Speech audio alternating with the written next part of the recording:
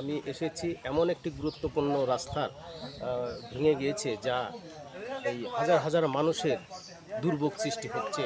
এই দেলদুয়ার নাটিয়াপাড়া যাতায়াতের রাস্তাটি, আমি তারই কিছু প্রতিবেদন আপনাদের মাঝে দেখাবো। যেমন এই রাস্তাটি যে ভেঙেছে আজকের এক বৃষ্টিতে হয়নি। এই রাস্তাটি তাও অনেক দিন যাবৎ এই বৃষ্টি হওয়াতে একটু একটু করে ভেঙেছে, কিন্তু আমাদের জনগণের সাধারণ মানুষের কথা যে এই রাস্তাটি কোনো রাজনীতিবিদ এবং কি কোনো চেয়ারম্যান মেম্বারের চোখের নজরে কি পড়ে না। এই রাস্তাটি সেদিন যাতায়াত করার সময় দেখে গিয়েছি অল্প একটু গর্ত হয়েছে। এখন আজকে আমাদের কাছে যে ফোন এসেছে যে এই ডুবাইল রোডের যে নাটিয়াপাড়া রোডের মানুষ যাতায়াত করতে পারতেছে না, ছাত্র শিক্ষার্থী এবং বিভিন্ন ধরনের গাড়ি এইদিকে যাতায়াত করে। যেমন পাকুল্লা বাথুল্লি রোডে যদি একটু 8টা রাত বাজলেই তাহারা এই ডাকাতির সম্ভাবনা বেশি থাকে, তখন এই রাস্তাটি দিয়ে যাতায়াত করে দেলদুয়ার নাটিয়াপাড়া মানুষ। আমি তারই কিছু প্রতিবেদন আপনাদের মাঝে তুলে ধরছি। 4 থেকে 5 ফুট গর্ত হয়ে গেছে। এই রাস্তাটি এই ডুবাইল ইউনিয়নের চেয়ারম্যান, তার পুরো দায়িত্ব, কিন্তু তার নজরের আড়ালে কিন্তু জনগণের যে দুর্ভোগ, এই দুর্ভোগটি সে চিন্তা করতেছে না। কারণ আমরা জনগণই হলো মানুষের উপকারে আসার চাবিকাঠি। যেমন এই রাস্তাটি যদি চেয়ারম্যান মেম্বারের নজরে পড়ে, তাদের কর্তব্য এখানে কিছু মাটি এবং ইট দিয়ে রাস্তাটি প্রাথমিক অবস্থায় রাস্তা তৈরি করা যায়। ভাঙে এখানে 3-4টা বাড়ির ঢল এই শুধু এখান দিয়ে নামিয়ে দিতেছে।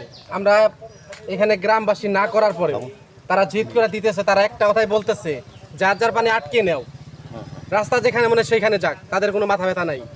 কারণ এখানে আমাদের পাশের গ্রামে 20-22টা বাড়ি, সেইখানে আমরা আটকে দেওয়ার পরে আমরা চলতে পারি না। তারা এইদিকে দায়ী করছে, এইদিকে শেষ দিয়ে দিব, বাড়িটা যেন না যেতে পারে এইদিকে। যখন আমরা 20-22টা বাড়ির লোকে এখানে আটকে দেওয়া হয়েছে, তখন এই রাস্তা দিকে পানি গেছে। তাদের বলা হয়েছে এখানে পাইপ দিয়ে সবাই মিলে, তারা বলেছে যে পাইপ আমরা দিতে পারবো না, পানি আটকেলে। মেম্বার চেয়ারম্যান দেখার পর 4-5 বার মাটি ফেলানো হয়েছে এখানে। রাস্তার সৌন্দর্য যেটুকু সৌন্দর্য করছিল, শুধু বাড়ির ঢলের কারণে এই রাস্তা বারবার হচ্ছে। এখানে সরকার কি চেয়ার কি মেম্বার এখানে 50-12 যদি এই রাস্তা ঠিক করে, যদি বাড়ির ঢল যদি বন্ধ না হয়, তাহলে এই রাস্তা থাকবে না। এমন অবস্থাভাবে ভেঙেছে যেন পাহাড়ি এলাকার সুড়ঙ্গর মতো দেখা যাচ্ছে।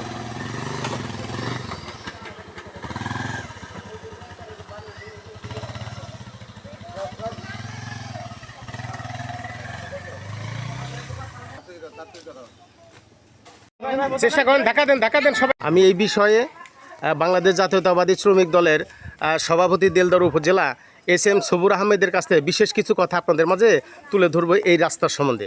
দেখেন, উত্তর সাইডে এজিং থেকে দক্ষিণ সাইডে এজিং পর্যন্ত চলে গেছে, কিন্তু এই দেশের জনগণ যে দুর্ভোগ পোহাচ্ছে, এই নাটিয়াপাড়া থেকে দেলদুয়ারের একটা মাত্র দেলদুয়ার উপজেলায় আসার জন্য একটা মাত্র রাস্তা, সেই রাস্তা দিয়ে জনগণ যায়। তাদের থানায় কাজ থাকে, ভূমি অফিসে কাজ থাকে, রুগী যায়, সদরে যায় ভর্তি হয়, ট্রিটমেন্ট করার জন্য তারা কাজ করে, এই রাস্তাটি ব্যবহার করে। তাই আজকে এই রাস্তা দিয়ে বাউপুর পর্যন্ত এই রাস্তায় মানুষ চলাফেরা করে। নাগরপুর থেকে যেহেতু এই 8টা বাজলেই পাকুল্লা রাস্তায় ডাকাতি হওয়ার কারণে এই রাস্তাটি জনসাধারণ ব্যবহার করে। হাজার হাজার লোকজন এই রাস্তায় চলাফেরা করে। রাতে ঢাকার থেকে আমরা যখন আসি, কালকে যে আমি আসতেছিলাম, আমি এই রাস্তায় এসে এই রাস্তায় আটকা পড়ে যাওয়ার পরে আমি বিকল্প রাস্তা দিয়ে আমি আমার গ্রামের বাড়িতে, আমার দেলদুয়ার আমি পৌঁছেছি। এই রাস্তাটি দিয়ে অনেক ছেলে মেয়ে স্কুল কলেজে যায়, তারা লেখাপড়া করে, তাদের লেখাপড়ার বিঘ্ন ঘটছে, তারা স্কুলে ঠিক টাইম মতো যেতে পারছে না। আমি চাই জনগণের জন্য এই রাস্তাটি দ্রুত মেরামত করে জনসাধারণের জনসাধারণের চলাচলের ব্যবস্থা করবেন, এই আশা রাখি। আমি প্রশাসনের কাছে দ্রুতভাবে এই রাস্তাটি মেরামত করে সুন্দর সুষ্ঠুভাবে জনগণ জানি চলাফেরা করতে পারে। ধন্যবাদ সবাইকে। শহীদ রাষ্ট্রপতি জিয়া রহমান উমর হোক, বেগম খালেদা জিয়া উমর হোক, তারেক রহমান জিন্দাবাদ জিন্দাবাদ। ধন্যবাদ সবাইকে। ধন্যবাদ সবুর ভাইকে।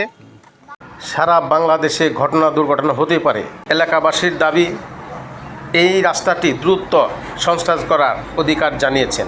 আপনার এলাকায় অন্যায় অত্যাচার ঘটে যাওয়া ঘটনা আমাদেরকে জানান। আমি দেশ ও জাতির কাছে তুলে ধরব।